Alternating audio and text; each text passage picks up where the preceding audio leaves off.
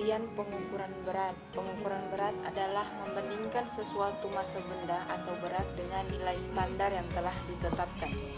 B. Alat ukur berat. Alat ukur yang biasa digunakan dalam mengukur berat suatu benda adalah timbangan. Penggunaan timbangan atau neraca disesuaikan menurut besar kecilnya benda yang ditimbang. Bentuk dan kegiatan neraca di antaranya adalah yang pertama, timbangan badan digunakan untuk menimbang berat badan hingga 100 kg. Kedua, timbangan duduk digunakan untuk menimbang berat benda di pasar, pabrik, tempat penggilingan padi atau barang dalam karung atau peti. Berat benda maksimum hingga 50 kg. Baiklah, saya akan melanjutkan materi dari teman saya.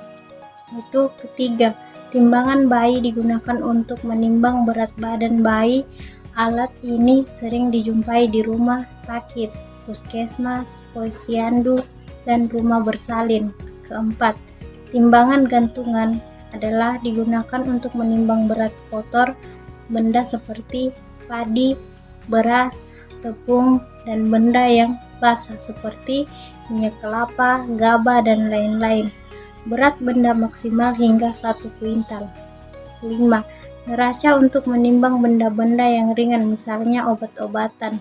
Keenam, timbangan warung digunakan di warung. Berat benda maksimal hingga 50 kg. Baiklah, mungkin sampai di situ materi yang saya jelaskan. Terima kasih. Assalamualaikum warahmatullahi wabarakatuh. Nama saya Fitriana, Stangbu K4011842. Selanjutnya ada satuan panjang kilometer yang memiliki keterangan sebagai berikut. Kilometer jadi kilogram, hektometer menjadi hektogram, dam atau dekameter menjadi dekagram, meter menjadi gram, desimeter menjadi desigram, sentimeter menjadi sentigram, milimeter menjadi miligram. Selanjutnya pengukuran berat. 1 ton sama dengan 1000 kg. 1 kg sama dengan 10 ons. 1 ton sama dengan 0,5 kg sama dengan 5 ons. 10 ons sama dengan 100 gram. 1 kg sama dengan 2 pon. Ada contoh soal sebagai berikut. 25 gram sama dengan 25 kali 1000 mg sama dengan 25.000 mg. Selanjutnya, pengukuran waktu. Satuan pengukuran waktu secara umum terdiri dari detik, menit, jam, hari, minggu, bulan, dan tahun. Berikut daftar satuan pengukuran waktu dalam matematika. 1 menit sama dengan 60 detik. 1 jam sama dengan 60 menit. 1 jam sama dengan 3.600 detik. 1 hari sama dengan 24 jam. 1 minggu sama dengan 7 hari. 1 bulan sama dengan 30 hari. 1 tahun sama dengan 52 minggu. 1 tahun sama dengan 12 bulan. 1 lustrum sama dengan 5 tahun. 1 windu sama dengan 8 tahun. 1 dasawarsa sama dengan 10 tahun. 1 abad sama dengan 100 tahun. Selanjutnya, jenis jam terbagi menjadi 2, yaitu yang pertama, jam analog adalah jam tangan yang menunjukkan waktu dengan menggunakan jarum, detik, menit, dan jam. Yang kedua, jam digital menunjukkan waktu dengan tampilan layar digital. Waktu ditunjukkan bukan dengan jarum petunjuk tetapi dengan angka. Angka ini ditentukan dengan mekanisme digital. Contoh soal: 3.600 detik ditambah 3 jam dikurang 5 menit sama dengan titik-titik detik. Penyelesaiannya, kita tahu 1 menit sama dengan 60 detik dan 1 jam 3.600 detik. 3 jam sama dengan 3 dikali 3.600 sama dengan 10.800 detik. 5 menit sama dengan 5 dikali 60 sama dengan 300 detik. Jadi 3.600 detik ditambah 10.800 detik dikurang 300 detik sama dengan 14.100 detik. Selanjutnya pengukuran suhu. Yang pertama, pengertian pengukuran suhu.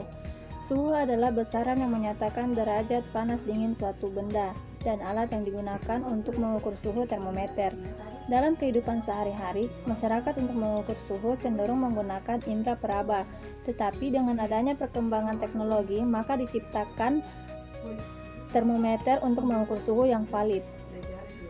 Termometer adalah alat yang digunakan untuk mengukur suhu atau temperatur ataupun perubahan suhu. Istilah termometer berasal dari bahasa Latin, yaitu thermo, yang berarti bahan, dan meter, yang berarti untuk mengukur.